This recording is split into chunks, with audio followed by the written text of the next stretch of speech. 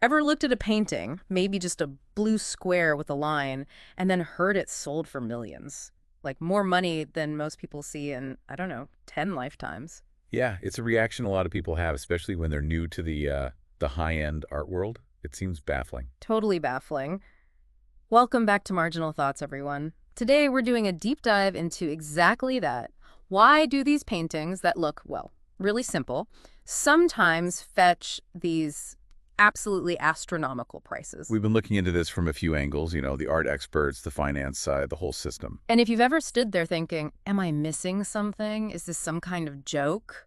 Then yeah, you're in the right place. We're going to try and break down some of the reasons behind those eye-watering price tags. Absolutely. For someone just starting out, you see something like Barnett Newman's One Mid Fest, basically a big blue canvas, right, with one vertical line, his zip, Right. and you hear it sold for, what, over $40 million? It's a shock. Or Mark Rothko, those big blocks of color, just yellow and blue maybe. Millions again. Or Cy Twombly looks like someone just scribbled on a chalkboard. Yeah. And again, huge prices. The first reaction is usually, okay, what is going on here? Exactly. It feels like there's some secret code you need to crack. But when you start to understand the art world's perspective, it does begin to make a little more sense. It does. Take that Newman painting, the blue one. Yeah. For him, the whole point was the simplicity. He wanted you, the viewer, to just be completely enveloped by that blue, to have this direct, intense experience. Without distraction. Right. And that line, the zip, wasn't random. It was his signature thing, his way of sort of breaking up the space, defining it. He thought it was a huge leap forward, artistically speaking. So at a time when art was doing other things, he just went blue and a line. Kind of a radical statement, yeah. Yeah. Challenging what a painting could even be. Okay. And Rothko, those color blocks. Well, Roscoe talked about expressing basic human emotions, tragedy, ecstasy, doom. He wanted those big color fields to hit you on a really deep emotional level, almost like a direct communication. So not just pretty colors. Definitely not. And Twombly scribbles. They might look childish, but the idea was to capture that feeling of a child's mark-making, that sort of raw energy, which apparently takes a lot of skill and control for a trained artist to pull off convincingly. Okay, right. So there's artistic intent, historical context, Yeah. stuff that isn't immediately obvious just by looking. But, that still feels like a big jump to paying more than a mansion costs. It is a jump. And that's where we start moving beyond just the art itself and into market factors. Like what? Well, a huge factor is just recognition and basic economics. Yeah. Limited supply. Buyers at this super high level often want something instantly recognizable. So they want the Newman because it has the zip. Exactly. Or the Rothko because it has those signature blocks of color. Right. Or the Twombly scrawl. These artists become almost like brands. You see it, you know who it is. And the limited supply part. Crucial. Most of these really famous artists whose work commands these prices, they're deceased. Right. So they can't make any more. Precisely. The number of works is fixed. Finite. That automatically makes each piece rarer over time, and rarity pushes up value, especially for the most iconic pieces.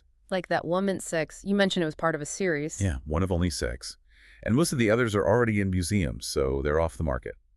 That makes the one available to a private buyer incredibly rare and desirable. And sometimes the painting's history adds value too, right? Who owned it before? Absolutely. That Rothko we mentioned, the yellow and blue one, Yeah. this one's owned by Rachel Bunny-Mellon, the very famous wealthy collector, part of that whole social scene. That kind of provenance, as it's called, adds another layer of appeal and, yeah, value. Okay, so it's a mix. Artist's fame, their signature style, how rare the piece is, maybe who owned it before. But you mentioned finance. Some people buy this stuff purely as an investment. Oh, definitely. For a certain segment of the market, high-end art is absolutely seen as an asset class, something tangible that can grow in value potentially quite significantly over time. You mean buy it for, say, 10,000, sell it for 100,000 later on? Or, I guess, buy for millions and sell for more millions? Exactly. Think about potentially buying a piece and seeing its value multiply. It happens. It's part of why the art market is attractive for wealth management. It's different from stocks and bonds. You mentioned Jean-Michel Basquiat earlier. His work seems almost chaotic, but sells for crazy money. Right. There's that painting, Untitled, sold for over $57 million in 2016. Wow. And then just a few years later, I think 2021, it resold for $85 million. 85 million, that's a huge profit. It is. And Basquiat's case shows a few things. He was a really important figure, neo-expressionism. His career was intense, influential, but tragically short. He died young. So again, limited supply because he died young. Exactly. That combination, artistic importance, cultural impact, and a finite body of work, tends to drive prices up long term. It makes his work very desirable for collectors and investors. Okay, investment makes sense. But I've also heard whispers about art and taxes. How does that work? Is it a way to avoid paying tax? Well, avoid might be strong, but it can definitely offer tax benefits. In many places, if you donate a valuable piece of art to a qualified museum or institution, you can deduct the fair market value of that artwork from your taxable income. The fair market value. So not what you paid for it, but what it's worth now. All right. It has to be properly appraised by experts, of course. Yeah. But yeah, the current appraised value. So let's imagine a Bob buys a painting for, say, $3 million. Years later, it's appraised at $20 million if Bob donates it to a museum. Bob could potentially deduct that $20 million from his income when calculating his taxes for that year. Depending on his overall income and the tax laws, that could lead to significant tax savings.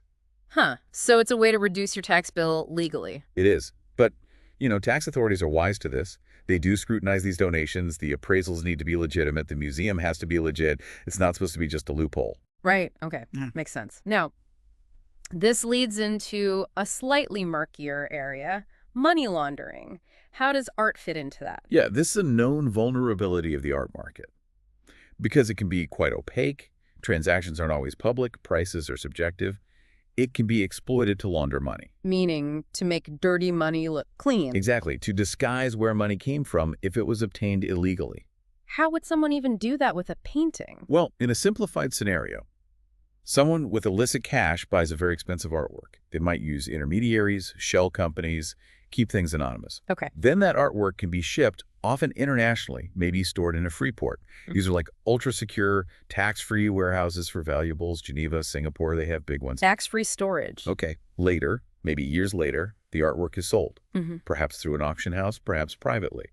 The money received from that sale now looks like legitimate proceeds from selling an asset.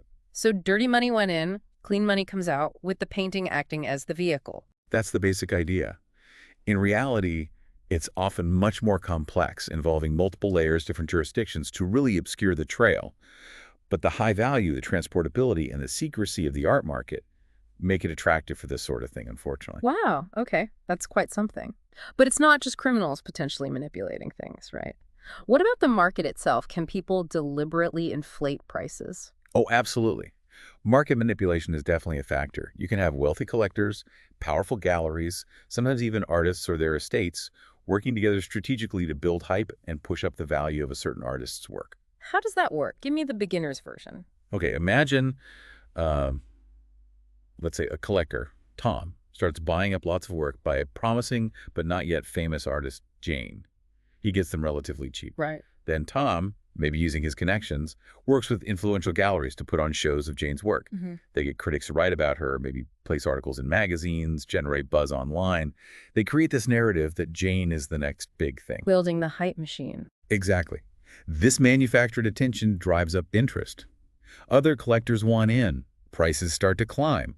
Maybe one piece sells for a surprisingly high price at auction, setting a new benchmark. And Tom, who bought early and cheap. Tom's collection is now worth vastly more.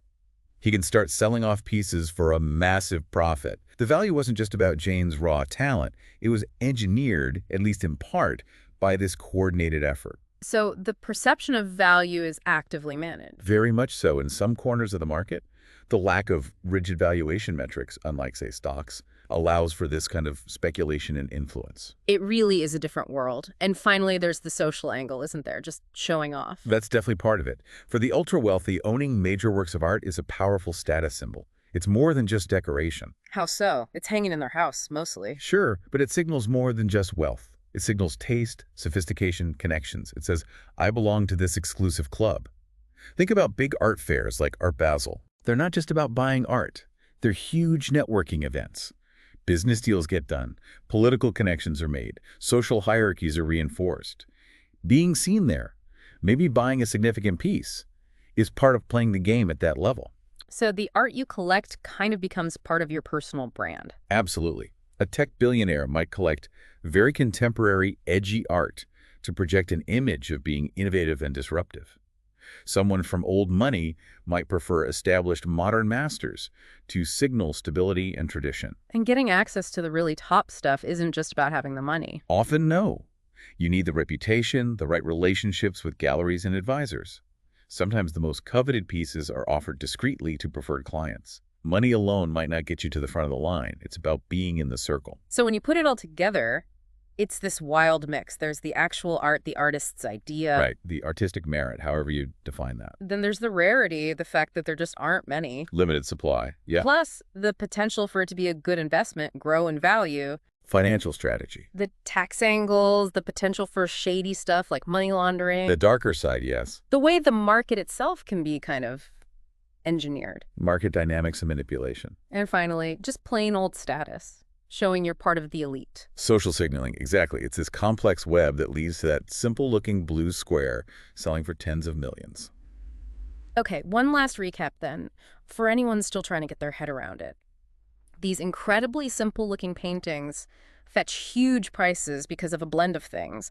The artist's reputation and what they were trying to do, the fact there aren't many pieces like it, its potential to make money as an investment, possible tax advantages, its unfortunate usefulness for hiding money sometimes, the way influential people can boost an artist's value, and its power as a symbol of wealth and status. That pretty much covers the main drivers. It's a fascinating convergence of art, money, and social behavior. It really makes you think differently about what value even means, doesn't it? Not just in art, but kind of everywhere. It certainly does. So, what do you think? Now that you've heard some of the behind-the-scenes reasons, does it make more sense?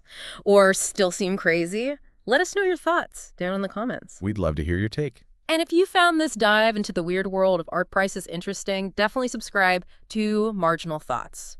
We do deep dives like this all the time. Thanks for tuning in.